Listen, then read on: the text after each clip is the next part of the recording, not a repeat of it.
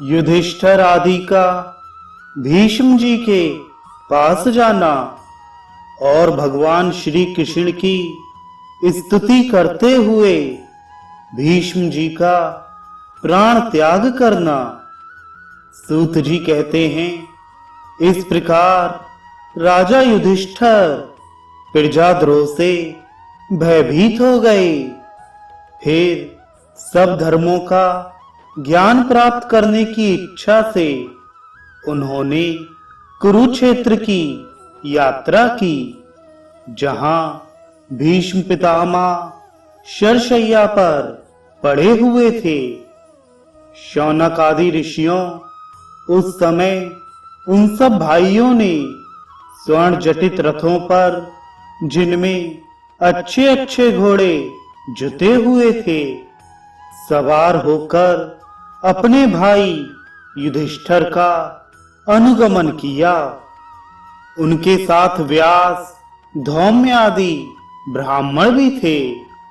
शौनक जी अर्जुन के साथ भगवान श्री कृष्ण भी रथ पर चढ़कर चले। उन सब भाइयों के साथ महाराज युधिष्ठिर की ऐसी शोभा हुई मानो यक्षों से घिरे हुए स्वयं कुबेर ही जा रहे हों। अपने अनुचरों और भगवान श्री कृष्ण के साथ वहां जाकर पांडवों ने देखा कि भीष्म पितामह स्वर्ग से गिरे हुए देवता के समान पृथ्वी पर पड़े हुए हैं। उन लोगों ने उन्हें प्रणाम किया। शौनक जी उसी समय भरतवंशियों के गौरव रूप भीष्म पितामह को देखने के लिए सभी ब्रह्म ऋषि, देव ऋषि और राज ऋषि वहां आए। पर्वत, नारद, धौम्य, भगवान व्यास, बृहदश्य, भरद्वाज शिष्यों के साथ परशुराम जी, वशिष्ठ, इंद्रप्रमद, त्रेत, गुत्समद, असित, कक्षीवान, गौतम, अत्रि, विश्वामित्र, सुदर्शन तथा और भी शुकदेव आदि शुद्ध हृदय महात्मा गण एवं शिष्यों के सहित कश्यप, अंगिरा पुत्र बृहस्पति आदि मुनिगण भी वहां पधारे। भीष्म पितामह धर्म को और देश काल के विभाग को कहां, किस समय क्या करना चाहिए, इस बात को जानते थे। उन्होंने उन बड़भागी ऋषियों को सम्मिलित हुआ देखकर उनका यथा योग्य सत्कार किया। वे भगवान श्री कृष्ण का प्रभाव भी जानते थे, अतः उन्होंने अपनी लीला से मनुष्य का वेश धारण करके वहां बैठे हुए तथा जगदीश्वर के रूप में हृदय में विराजमान भगवान श्री कृष्ण की बाहर तथा भीतर दोनों जगह पूजा की। पांडव बड़े विनय और प्रेम के साथ भीष्म पितामह के पास बैठ गए। उन्हें देखकर भीष्म पितामह की आंखें प्रेम के आंसुओं से भर गईं। उन्होंने उनसे कहा, धर्म पुत्रों, हाय हाय, यह बड़े कष्ट और अन्याय की बात है कि तुम लोगों को ब्राह्मण, धर्म और भगवान के आश्रित रहने पर भी इतने कष्ट के साथ जीना पड़ा, जिसके तुम कदापि योग्य नहीं थे। अतिरथी पांडु की मृत्यु के समय तुम्हारी अवस्था बहुत छोटी थी। उन दिनों तुम लोगों के लिए कुंती रानी को और साथ साथ तुम्हें भी बार बार बहुत से कष्ट झेलने पड़े। जिस प्रकार बादल वायु के वश में रहते हैं, वैसे ही लोकपालों के सहित सारा संसार काल भगवान के अधीन है। मैं समझता हूँ कि तुम लोगों के जीवन में ये जो अप्रिय घटनाएं घटित हुई हैं, वे सब उन्हीं की लीला हैं। नहीं तो जहां साक्षात धर्मपुत्र राजा युधिष्ठिर हो, गदाधारी भीमसेन और धनुर्धारी अर्जुन रक्षा का काम कर रहे हों, गांडीव धनुष हो और स्वयं श्री कृष्ण सुहृद हो, भला वहां भी विपत्ति की संभावना है। ये काल रूप श्री कृष्ण कब क्या करना चाहते हैं, इस बात को कभी कोई नहीं जानता। बड़े बड़े ज्ञानी भी इसे जानने की इच्छा करके मोहित हो जाते हैं। युधिष्ठिर, संसार की ये सब घटनाएं ईश्वर इच्छा के अधीन हैं। उसी का अनुसरण करके तुम इस अनाथ प्रजा का पालन करो, क्योंकि अब तुम ही इसके स्वामी और इसे पालन करने में समर्थ हो। ये श्री कृष्ण साक्षात भगवान हैं। ये सबके आदि कारण और परम पुरुष नारायण हैं। अपनी माया से लोगों को मोहित करते हुए ये यदुवंशियों में छिपकर लीला कर रहे हैं। इनका प्रभाव अत्यंत गूढ़ एवं रहस्यमय है। युधिष्ठिर, उसे भगवान शंकर, देवऋषि नारद और स्वयं भगवान कपिल ही जानते हैं, जिन्हें तुम अपना ममेरा भाई, प्रिय मित्र और सबसे बड़ा हित मानते हो, तथा जिन्हें तुमने प्रेमवश अपना मंत्री, दूत और सारथी तक बनाने में संकोच नहीं किया है। वे स्वयं परमात्मा हैं। इन सर्वात्मा, समदर्शी, अद्वितीय, अहंकार रहित और निष्पाप परमात्मा में उन ऊंच नीचे कार्यों के कारण कभी किसी प्रकार की विषमता नहीं होती। युधिष्ठिर, इस प्रकार सर्वत्र सम होने पर भी देखो तो सही, वे अपने अनन्य प्रेमी भक्तों पर कितनी कृपा करते हैं। यही कारण है कि ऐसे समय में, जबकि मैं अपने प्राणों का त्याग करने जा रहा हूँ, इन भगवान श्री कृष्ण ने मुझे साक्षात दर्शन दिया है। भगवत परायण योगी पुरुष भक्ति भाव से इनमें अपना मन लगाकर और वाणी से इनके नाम का कीर्तन करते हुए शरीर का त्याग करते हैं और कामनाओं से तथा कर्म के बंधन से छूट जाते हैं। वे ही देव देव भगवान अपने प्रसन्न हास्य और रक्त कमल के समान अरुण नेत्रों से, उल्लासित मुख वाले चतुर्भुज रूप से, जिसका और लोगों को केवल ध्यान में दर्शन होता है, तब तक यहीं स्थित रहकर प्रतीक्षा करें, जब तक मैं इस शरीर का त्याग ना कर दूं। सूत जी कहते हैं, युधिष्ठिर ने उनकी यह बात सुनकर शरशैया पर सोए हुए भीष्म पितामह से बहुत से ऋषियों के सामने ही नाना प्रकार के धर्मों के संबंध में अनेकों रहस्य पूछे। तब तत्ववेत्ता भीष्म पितामह ने वर्ण और आश्रम के अनुसार पुरुष के स्वाभाविक धर्म और वैराग्य तथा राग के कारण विभिन्न रूप से बतलाए हुए निवृत्ति और प्रवृत्ति रूप द्विविध धर्म, दान धर्म, राजधर्म मोक्ष धर्म, स्त्री धर्म और भगवत धर्म, इन सब का अलग अलग संक्षेप और विस्तार से वर्णन किया।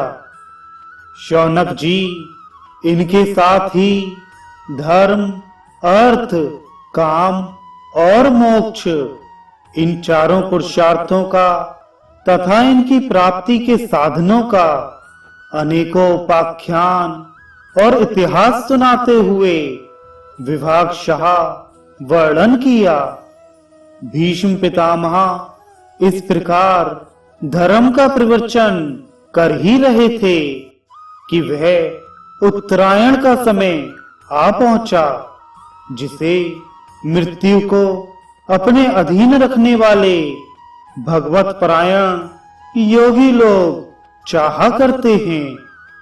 उस समय हजारों रथियों के नेता भीष्म पितामह ने वाणी का संयम करके मन को सब ओर से हटाकर अपने सामने स्थित आदि पुरुष भगवान श्री कृष्ण में लगा दिया। भगवान श्री कृष्ण के सुंदर चतुर्भुज विग्रह पर उस समय पीतांबर फहरा रहा था। भीष्म जी की आंखें उसी पर एकटक लग गई।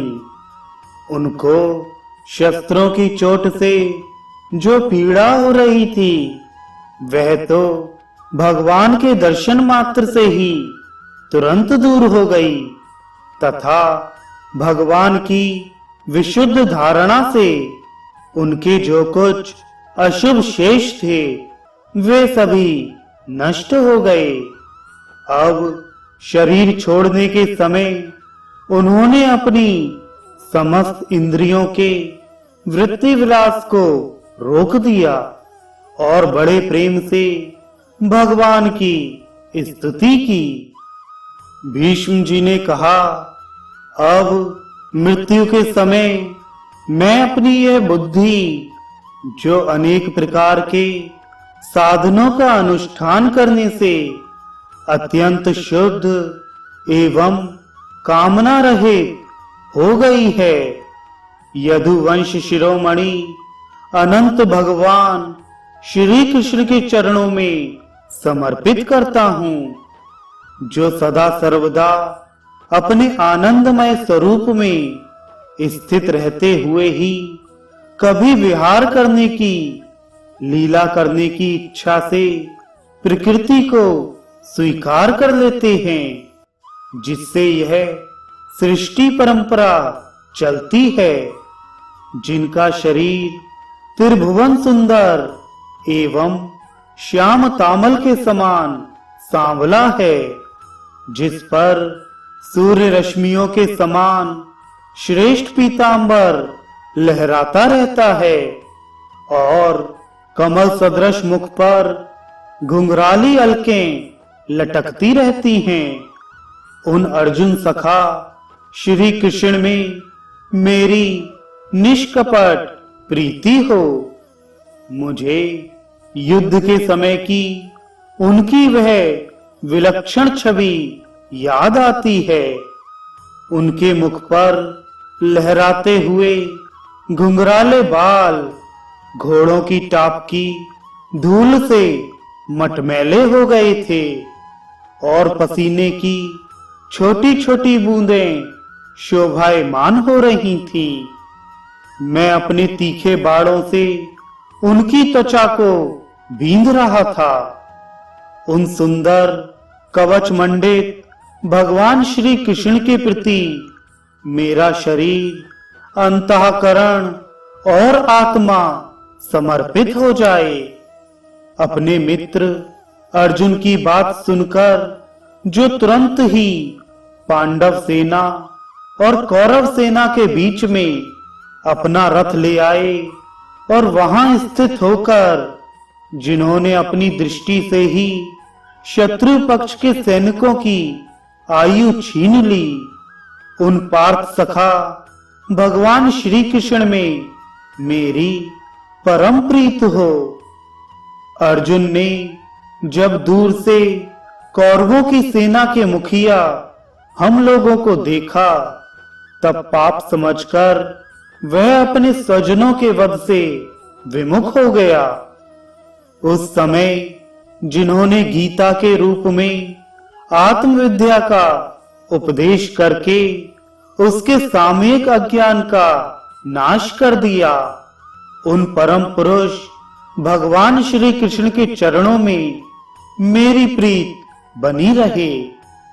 मैंने प्रतिज्ञा कर ली थी कि मैं श्री कृष्ण को शस्त्र ग्रहण कराकर छोड़ूंगा। उसे सत्य एवं ऊंची करने के लिए उन्होंने अपनी शस्त्र ग्रहण ना करने की प्रतिज्ञा तोड़ दी। उस समय वे रथ से नीचे कूद पड़े और सिंह जैसे हाथी को मारने के लिए उस पर टूट पड़ता है, वैसे ही रथ का पहिया लेकर मुझ पर झपट पड़े। उस समय वे इतने वेग से दौड़े कि उनके कंधे का दुपट्टा गिर गया और पृथ्वी कांपने लगी।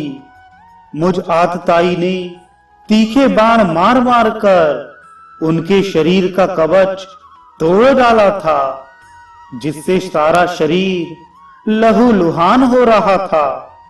अर्जुन के रोकने पर भी वे बलपूर्वक मुझे मारने के लिए मेरी ओर दौड़े आ रहे थे। वे ही भगवान श्री कृष्ण जो ऐसा करते हुए भी मेरे प्रति अनुग्रह और भक्त वत्सलता से परिपूर्ण थे। मेरी एकमात्र गति हो, आश्रय हो। अर्जुन के रथ की रक्षा में सावधान जिन श्री कृष्ण के बाएं हाथ में घोड़ों की रास थी और दाहिने हाथों में चाबुक, इन दोनों की शोभा से उस समय जिनकी अपूर्व छवि बन गई थी, तथा महाभारत युद्ध में मरने वाले वीर जिनकी इस छवि का दर्शन करते रहने के कारण सारूप्य मोक्ष को प्राप्त हो गए, उन्हीं पार्थ सारथी भगवान श्री कृष्ण में मुझ मरणासन्न की परम प्रीत हो, जिनकी लटकीली सुंदर चाल, हाव भाव युक्त चेष्टाएं, मधुर मुस्कान और प्रेम भरी चितवन से अत्यंत सम्मानित गोपियां रास लीला में उनके अंतर्धान हो जाने पर प्रेमोन्माद से मतवाली होकर जिनकी लीलाओं का अनुकरण करके तन्मय हो गई थी, उन्हीं भगवान श्री कृष्ण में मेरा परम प्रेम हो।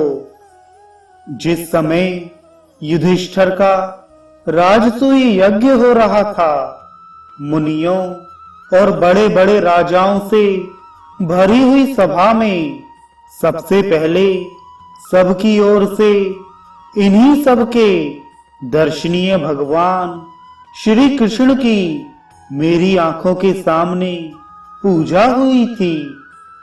वे ही सबके आत्मा प्रभु आज इस मृत्यु के समय मेरे सामने खड़े हैं। जैसे एक ही सूर्य अनेक आंखों से अनेक रूपों में दिखते हैं, वैसे ही अजन्मा भगवान श्री कृष्ण अपने ही द्वारा रचित अनेक शरीरधारियों के हृदय में अनेक रूप से जान पड़ते हैं। वास्तव में तो वे एक और सबके हृदय में विराजमान हैं ही। उन्हीं इन भगवान श्री कृष्ण को मैं भेद भ्रम से रहित होकर प्राप्त हो गया हूं। सूत जी कहते हैं, इस प्रकार भीष्म पितामह ने मन, वाणी और दृष्टि की वृत्तियों से आत्म स्वरूप भगवान श्री कृष्ण में अपने आप को लीन कर दिया।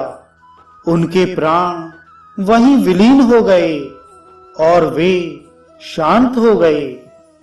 उन्हें अनंत ब्रह्म में लीन जानकर सब लोग वैसे ही चुप हो गए, जैसे दिन के बीत जाने पर पक्षियों का कलरव शांत हो जाता है।